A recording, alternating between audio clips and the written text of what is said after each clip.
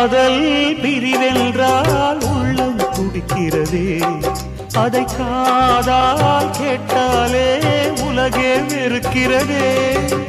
தீயாய் உடலெங்கும் என்னை சுடுகிறதே, உன்னை தேடும் கண்கள் கண்ணீர் வடிக்கிறதே.